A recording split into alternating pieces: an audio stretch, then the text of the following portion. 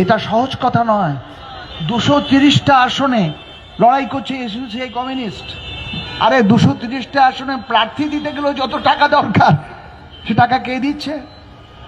দিচ্ছে জনগণ। আপনারা জানেন আমরা রাস্তায় দাঁড়িয়ে 10 টাকা, 20 টাকা, 25, 50, 100 করে আপনাদের কাছ থেকে চেয়ে আমরা চালি। আজকে এই সভাটা করবার জন্য জনগণের কাছ থেকে টাকা তুলতে হয়েছে। আমরা কোনো পুঁজিপতি, কোনো বড় লোকের কাছে যাই না। তারা তো আমাদের দেবেও না, দেওয়ার প্রশ্ন ওঠে না। আমরাও চাই না। আজকে এখানে হলপ করে বলতে চাই, কংগ্রেসের গান্ধীজি যখন বিড়লাদের কাছ থেকে টাকা নিতে শুরু করেন, তখন লালা লাজপত রায় এটার প্রতিবাদ করেছিলেন, বলেছিলেন গান্ধীজি এটা করবেন না। গান্ধীজি শোনেননি। সেই কংগ্রেস পরবর্তীকালে পুঁজিপতি শ্রেণীর একটা নিকৃষ্ট দলে পরিণত হলো। আমরা একটি পয়সা কখনো কোনো কর্পোরেট, কোনো পুঁজিপতিদের কাছ থেকে নি না। আমরা চাই না। আমাদেরকে ভালোবেসে দিয়ে গেছে এ কথাও আমরা বলি না, কারণ টাকা সর্বনাশ করবে। আমরা লড়াই করি, বেঁচে থাকি, সবটাই হচ্ছে জনসাধারণের পয়সা। আপনারা দেখেন তো আমাদের কর্মীরা রাস্তায় রোদ্দুরের বর্ষায় সবসময় দাঁড়িয়ে আপনাদের কাছে টাকা চায়, অর্থ চায়, এবং আমরা চলছিও তার ভিত্তিতে। জনগণই তো দেয় আমাদের, আর কে দেয়? তাই বলছিলাম 230টা আসনে আমরা লড়ছি বিজেপি তৃণমূলের এই বাইনারি, এই দ্বিদলীয় ব্যাপারটাকে ভাঙবার জন্য। আপনারা সেটা বুঝুন, বুঝে সাহায্য করুন। ওই জ্বলন্ত নুন থেকে ফুটন্ত কড়াইয়ে যাওয়ার কথা ভাববেন না। তৃণমূল কংগ্রেসের বিরুদ্ধে ক্ষোভের যথেষ্ট কারণ আছে, তৃণমূল কংগ্রেসের বিরুদ্ধে ঘৃণার যথেষ্ট কারণ আছে, এ বিষয়ে কোনো সন্দেহ নেই। কিন্তু সেই ঘৃণা থেকে বিজেপির মতো একটা দলকে আপনারা বেছে দিতে পারেন না। বিজেপি 2014 সাল থেকে কেন্দ্রে শাসন করছে। আপনারা বলুন তো, তৃণমূল কংগ্রেস পশ্চিমবাংলায় 2011 থেকে এই 25 পর্যন্ত যা যা কুকীর্তি করেছে, তার একটিও কি বিজেপির ক্ষেত্রে বাকি আছে? প্রধানমন্ত্রী নরেন্দ্র মোদী, অমিত শাহ উড়ে আসছেন, বিভিন্ন জায়গায় সভা করছেন, কোথাও একটা রাজনৈতিক বক্তব্য আছে? কোথাও বলছেন তারা কি যে আমরা যে বলেছিলাম বছরে 2 কোটি চাকরি দেব, তা আমরা রক্ষা করতে পারিনি, আপনারা আমাদের ক্ষমা করবেন, এবার দেব বলছেন? কোন একটি জায়গায় বলছেন আমরা যে বলেছিলাম বেটি বাঁচাও বেটি পড়াও, আমরা বেটিকে বাঁচাতেও পারিনি, পড়ানো তো দূরের কথা। আমাদের বিজেপি শাসিত উত্তরপ্রদেশে প্রতিদিন ধর্ষিতা নারী খুন হচ্ছে। বিলকিস বানুকে যারা 2002 রায়টের সময় হত্যা করলো, তার গর্ভের সন্তানকে হত্যা করলো, তাদের জেল দিতে হলো। তারপর তারা যখন বেরোলো, তাদের গলায় মালা দিয়ে বরণ করে নেওয়া হলো। কে করলো? এই ভারতীয় সংস্কৃতি, ভারতীয় সংস্কার, ভারতীয় পুরাতন, এখন আবার একটা নাম হয়েছে সনাতনী, তার ধ্বজা যারা ওড়ায় সেই বিজেপি RSS এর লোকেরা। এরা করবে পশ্চিমবঙ্গের মানুষের স্বার্থ রক্ষা, এরা করবে সাধারণ মানুষের স্বার্থ রক্ষা? হয় এ কখনো হতে পারে? ঘরে গিয়ে শুয়ে বসে একটু ভাববেন, বলবেন আপনাদের ভোট দিলে কি হবে, আপনারা তো জিততে পারবেন না। আপনি জিতেছেন কোনোদিন? 1952 সাল থেকে ভোট দিয়ে আসছেন, বুকে হাত দিয়ে বলুন আপনি জিতেছেন কখনো কোনো নির্বাচনে ভোট দিয়ে? হয়তো ভোট দিয়েই যখন কলের লাইন দিতে যাবেন ঘরের, তখন বলবেন ও সব বেটা সমান। কিন্তু ভোটটা দিয়ে আসার সময় কে জিতবে, কার পক্ষে বেশি লোক, কার মিছিলে লোক বেশি, কার গাড়িতে আলো বেরছে বেশি, কার পক্ষে হই হই হচ্ছে বেশি। আর এখন তো উঠে যাবার ভাতার রাজত্ব, কে ভাতা দেবে, এইটা পথে থাকবেন নাকি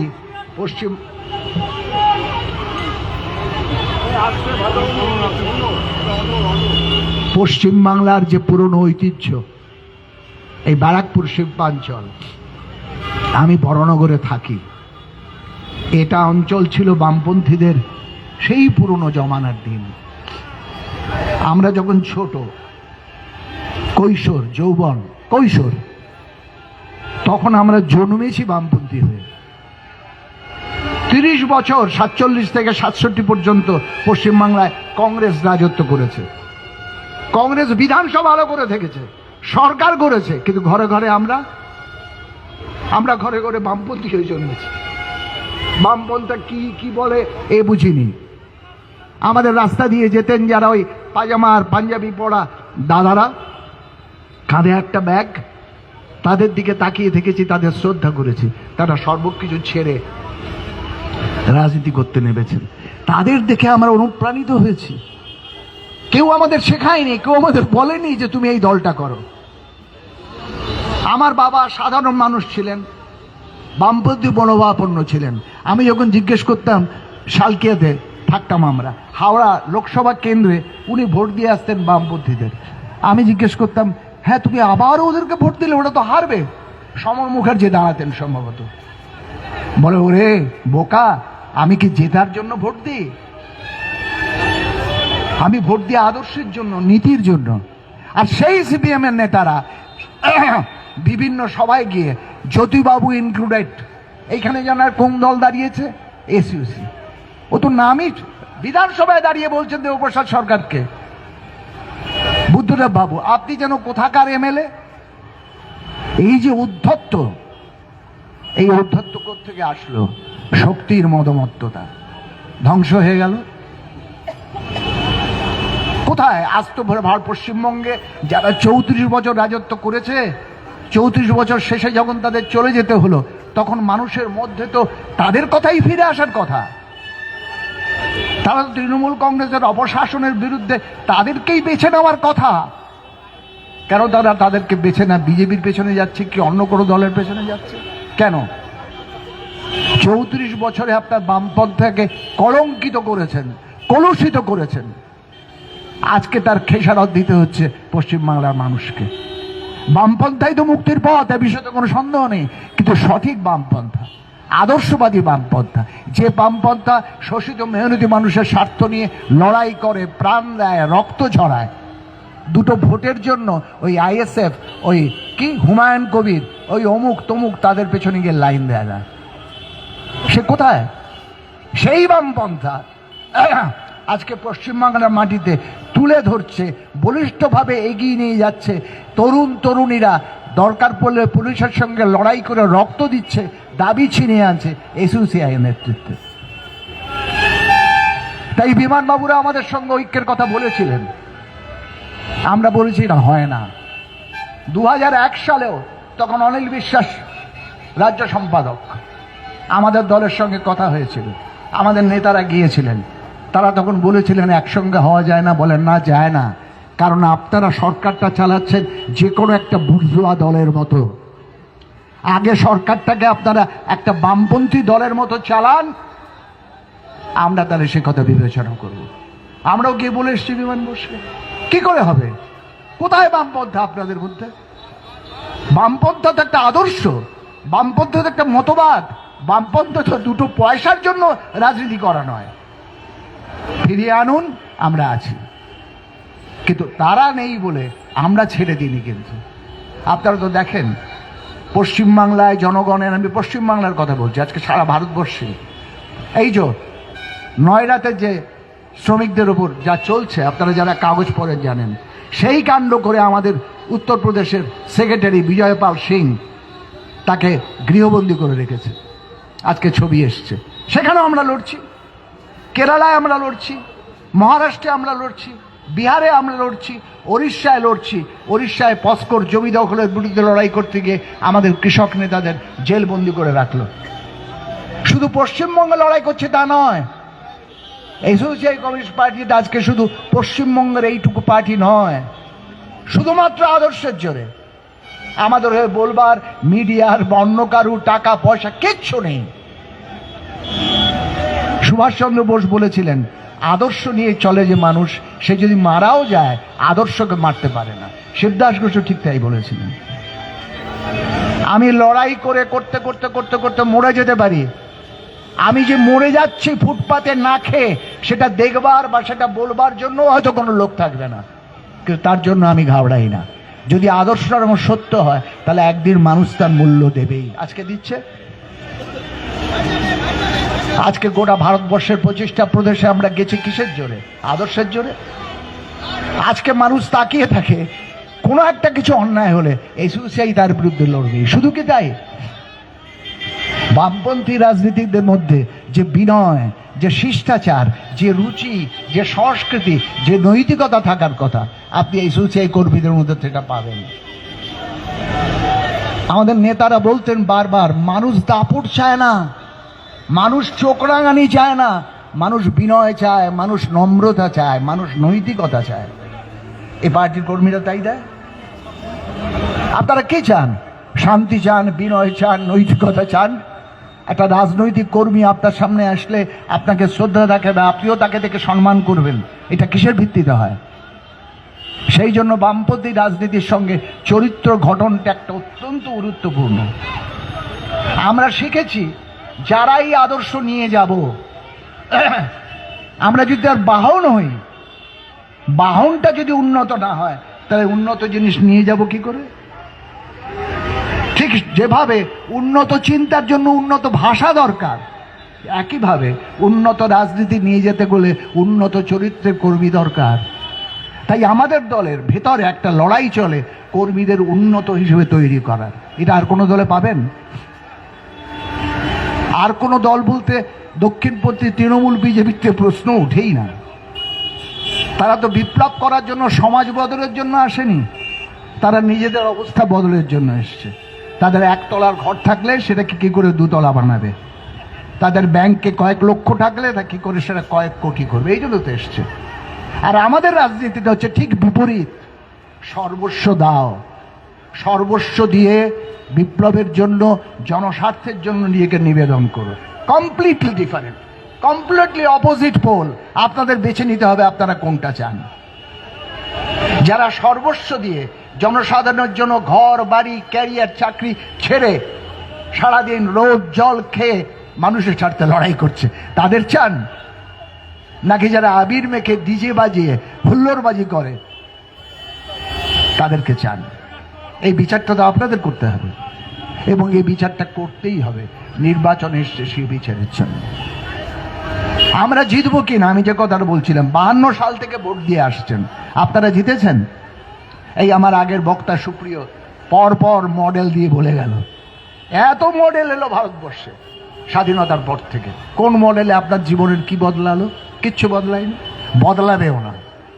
কারণ বদলাতে গেলে যে রাজনীতিটার চর্চা করা দরকার, যে রাজনীতিটাকে শক্তিশালী করা দরকার, এক সময় আপনারা করেছিলেন পশ্চিমবঙ্গে বামপন্থী রাজনীতিকে শক্তিশালী, কিন্তু যাদের ভেবে করেছিলেন তারা ছিল মেকি। তাদের কাছে বামপন্থাটা ছিল একটা শুধু স্লোগান, জীবনে তার কোনো প্রতিফলন ছিল না। তাই দেখুন উড়ে গেল, এবং উড়ে গেল এমনভাবে উড়ে গেল যে 34 বছর পর মানুষ তাদের নাম পর্যন্ত উচ্চারণ করে না। সুভাষ বোসের নাম আপনারা কেউ ভুলে গেছেন? বলেননি, ভুলবার কথা নয়। আর এ দলের কর্মীরা 23শে জানুয়ারি সুভাষ বোসের ছবি এবং পতাকা নিয়ে রাস্তায় চলে। এ দলের কর্মীরা প্রত্যেকটা 11ই আগস্ট ক্ষুদিরাম পালন করে। কেন করি? কেন ওরাই আমাদের উত্তরসূরি। যদি আমায় জিজ্ঞেস করে তুমি কমিউনিস্ট, কোত্থেকে এসছো, তোমার পূর্বসূরি কে? আমার পূর্বসূরি চীন রাশিয়া থেকে আসেনি, এটা শুনে রাখুন আপনারা। আমার পূর্বসূরি চীন রাশিয়া থেকে আসেনি, আমার পূর্বসূরি ভারতের মাটি থেকে জন্ম নিয়েছে। আমার পূর্বসূরি বিনয় বাদল দীনেশ, আমার পূর্বসূরি ক্ষুদিরাম, আমার পূর্বসূরি সুভাষচন্দ্র বসু। আমরা তাদেরই উত্তরসূরি। আমরা এই মাটি থেকে রক্ত রস নিয়েই আজকে বিপ্লবের ঝান্ডা বহন করছি। এটাই শিবদাস ঘোষ শিখিয়েছেন। শিবদাস ঘোষের চিন্তাধারা বলতে যদি কিছু বোঝায় তাহলে এইটা। আমরা শিবদাস ঘোষ বলি, অনেকে বলেন তোমরা খালি এটা কেন বলো? আপনি শিবদাস ঘোষ মানে মার্ক্সবাদ, শিবদাস ঘোষ মানে মার্ক্সবাদ লেনিনবাদ। আমরা শিবদাস ঘোষ জিন্দাবাদ বলি মানে মার্ক্সবাদ লেনিনবাদ জিন্দাবাদ বলি, বলবো না? তাহলে মার্ক্সবাদ লেনিনবাদকে ছেড়ে দেবো বলুন? তাহলে কোন আদর্শকে ধরবো? শিবদাস ঘোষ এই রাস্তায় এই দেশে চিনিয়েছেন এইটা মার্ক্সবাদী লেনিনবাদী পথ। আমরা সেই পথটা ধরে চলছি, সেই জন্য আমরা শিবদাস ঘোষ জিন্দাবাদ বলি। অনেকে বলেন আপনারা শুধু শিবদাস ঘোষ যা বলে গেছে সেখানেই কি পার্টি আজকে পড়ে আছে? শিবদাস ঘোষ যেরকম লেনিনে পড়েছিলেন না, শিবদাস ঘোষ যেরকম ক্রমাগত চিন্তা ভাবনার জগতে এগিয়ে নিয়ে গিয়েছেন, আমাদেরও তাই করতে হচ্ছে। আমাদের বর্তমান নেতা প্রভাস ঘোষ তাই করছেন, তার নেতৃত্বে আমরা চলছি। প্রত্যেকটা নতুন পরিস্থিতিতে নতুনভাবে বিচার করছে। আজকে এই যে নির্বাচন হচ্ছে, আপনি কি গতানুগতিক কথা শুনতে পাচ্ছেন এসোসিয়েশনের মুখে? না, রাজনীতির কথা, মূল্যবোধের কথা, নৈতিকতার কথা, চরিত্র গঠনের কথা, এটাই তো চাই। এটা যদি না থাকে তাহলে কি দিয়ে কি হবে? কোনোদিন আপনারা আমাদের ভাগ্যের কেউ পরিবর্তন করতে পারবে না। ফলে আজকে যে 230টা আসনে আমরা দাঁড়িয়েছি, জনগণের সমর্থনের লড়াই করছি, তার মূলে আছে এই আদর্শবাদ, তার মূলে আছে এই আদর্শবোধ। এটাকে আপনারা চিনুন। ওই যে সুপ্রিয় বলে গেল, আপনার রাজনীতিটাকে আপনি চিনুন। আপনার রাজনীতিটা হচ্ছে এসোসিয়াই রাজনীতি। এটাই তো রাজনীতিতে অনেক পক্ষ, এই দল ওই দল সেই দল, আসলে দুটো পক্ষ। আসলে দুটো পক্ষ, একটা বিপ্লবের পক্ষে, একটা বিপ্লবের বিরুদ্ধে। সাধারণভাবে বললে একটা ধনিক শ্রেণীর স্বার্থে, একটা শোষিত মেহনতি মানুষের স্বার্থে। এই চিন্তাটা চিনতেই হবে। আমি চিনবো না, আমি ঘরে কানে তালা দিয়ে চোখে ঠুলি এসে বসে থাকবো? হয়? পারছেন? আপনি ভাবছেন আপনার মেয়েটাকে যদি ঘর থেকে বেরোতে না দেন তাহলে বোধহয় নিরাপদ। সত্যি কি তাই? একদিন বেরোলেই তো কামড়ে ধরবে, পাশে বসে আছে নেকড়ের দল। আপনার পাড়ার গলির মোড়ে যে ছেলেগুলো নষ্ট হয়ে গেল চোখের সামনে, সে ছেলেগুলোকে কে ঠিক করবে? ও তো আপনার আমার ঘরেরই ছেলে, আমারই ভাই হতে পারে, আপনার ছেলে হতে পারে। কেন হলো? একে রক্ষা করবে কে? আপনাকে আমাকে রক্ষা করতে হবে। কি দিয়ে রক্ষা করবেন? শুধু ভালো হওয়া ভালো হওয়া বললে তো হবে না, পাল্টা আদর্শ দিতে হবে, পাল্টা রাজনীতি দিতে হবে, পাল্টা রাজনৈতিক আন্দোলন, সামাজিক সাংস্কৃতিক আন্দোলনের মধ্যে তার টেনে আনতে হবে। আমরা আমাদের সন্তানদের চেষ্টা করেছি। এই আর একটা পার্টি যেখানে পিতা আসলে তার স্ত্রীকে আনে, স্ত্রী আসলে তার স্বামীকে আনে, স্ত্রী স্বামী দুজনেই আসলে তার সন্তানদের আনে। কেন আনে? শুধু দল ভারী করবার জন্য? ভুল। কারণ তারা এসে এখানে দেখে এই রাজনীতি দিয়ে মনুষ্যত্ব আছে, এই রাজনীতিতে এই ভবিষ্যৎ আছে। ফলে তিনি চান তিনি যা পেলেন তার স্ত্রী যাতে সেটা পান, আর স্বামী স্ত্রী বলে ভাবেন তার ছেলেটা মেয়েটা তারাও যেন এটা পায়, সম্মান, এই স্বাদটা পায়। আপনাদের সেটা ভাবতে হবে। আগামী নির্বাচনের সময় এই কথাগুলো ভেবে আপনি ভোটটা দেবেন। আপনি ভোটটা দিচ্ছেন একটা বিশেষ রাজনৈতিক লক্ষ্যে, একটা বিশেষ রাজনীতিকে। এখানে অমুকে কে কি বলল, মোদি কি বলল, অমিত শাহ কি বলল, মমতা ব্যানার্জি কি বলছেন, শুভেন্দু অধিকারী কি বলছেন, এর মধ্যে আমি ঢুকিনি, কারণ এটা আমার কাছে মুখ্য প্রশ্নই নয়। ওরা কি মিথ্যে কথা বলছেন সকাল থেকে রাত, ওরা কি মিথ্যা প্রতিশ্রুতি দিচ্ছেন, এটা আমার কাছে কোনো ম্যাটারই না। কারণ আপনিও জানেন, আপনিও জানেন কোন রাজনীতি থেকে এটা আসছে। এই জায়গাটা বুঝতে হবে কোন রাজনীতি তাদেরকে মিথ্যা বলাচ্ছে, কোন রাজনীতি তাদের চুরি করাচ্ছে, আর তার বিরুদ্ধে কোন রাজনীতি নিয়ে দাঁড়াতে হবে। এটি হচ্ছে আমাদের পরিষ্কার কথা। আপনাকে দাঁড়াতে হলে এসইউসিআই কমিউনিস্টের রাজনীতি নিয়ে দাঁড়াতে হবে, তাকে বুঝতে হবে, শিখতে হবে। শুধু ওদের দোষ এই কথা বললে হবে না। আমি আপনি সকলে জনগণ হিসেবে আমাদেরও তো দোষ আছে, আমরা তো নজর দিচ্ছি না। আমার পিতা রাজনীতি করতেন না, তিনি যদি সে সময় বলে থাকেন আমাকে, ছোট্ট সন্তানকে, ওরে আমি বামপন্থীদের ভোট দিই কি জেতার জন্য? বামপন্থীদের ভোট দিয়ে একটা আদর্শের জন্য। আপনাকে তো সেটা ভাবতে হবে। আপনি তো আপনার বাড়ি গিয়ে সন্তানকে বলবেন, ওরে এসইউসিআই কমিউনিস্টকে আমরা ভোট দিলাম। কেন বলতো? আমি জানি হয়তো জিতবে না, আবার জিততেও পারে। কেন বলতো? তাহলে সেই সন্তান ছোটবেলায় শিখবে, ও এইটাকে বলে আদর্শ, এইটাকে বলে পথ। তবে তো সে দাঁড়াবে, তবে তো সে পাড়ায় প্রতিবাদ করতে শিখবে। আপনি কি দিয়ে যাবেন সন্তানকে? যতই এমএ পিআরএস পিএইচডি করান, ইঞ্জিনিয়ারিং শেখান, যাই করান, ডাক্তারি পড়ান, ভালো ডাক্তার করান, মানুষ ডাক্তারি পড়ে কি কেউ শুধু মানুষ হয়? ইঞ্জিনিয়ারিং পড়ে কি কেউ শুধু মানুষ হয়? হয় না। মানুষ হতে গেলে একটা আলাদা দরকার। তাই আমরা বলি আগে মানুষ। তাহলে মানুষ তৈরি করবেন কি করে আপনার সন্তানকে? পিতা যদি মানুষ না হয়, মাতা যদি মানুষ না হয়, সন্তান হয়? হয় না, এ কথা বলবো না, আবার হয় এ কথাও বলতে পারবো। পিতা তো ছোটবেলায় তার কাছে আদর্শ, মাতা তো তার কাছে আদর্শ। আমাদের অশিক্ষিত মায়েরা আমাদের শিখিয়েছেন, লেখাপড়া শিখিয়েছেন। অশিক্ষিত বলছে, হ্যাঁ, বেশি দূর লেখাপড়া করতে পারেননি, কিন্তু সব কিছু শিখিয়েছেন, সব কিছু বুঝিয়েছেন। গালাগালি দিলে মুখে হাত দিয়ে বারণ করেছেন কে? মা। আজও তাই। তাহলে সেই মা পিতা মাতারা যদি আজকে ঘরে আদর্শকে বহন করে না নিয়ে যান, আমাদের ভবিষ্যৎ পরিবর্তন কে করবে? কে করবে? আমিও তো পিতা, আপনিও পিতা, আপনি মাতা।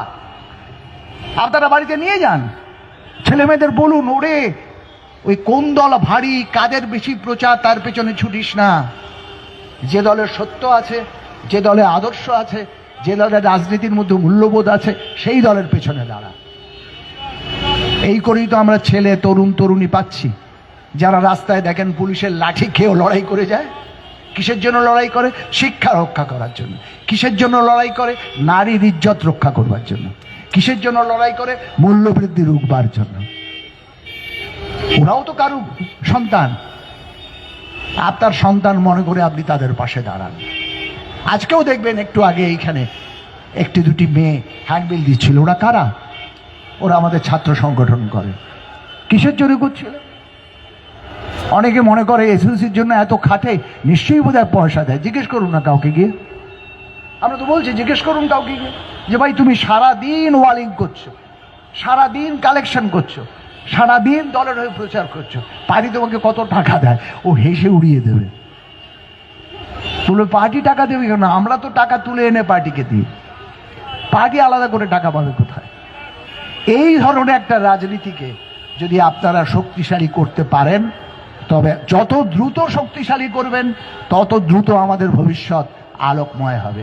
যত দেরি করবেন ততদিনই অন্ধকারের মধ্যে আমাদের থাকতেই হবে। বিচার আপনাদের উপর। এই আবেদন জানিয়ে আমি বক্তব্য শেষ করলাম।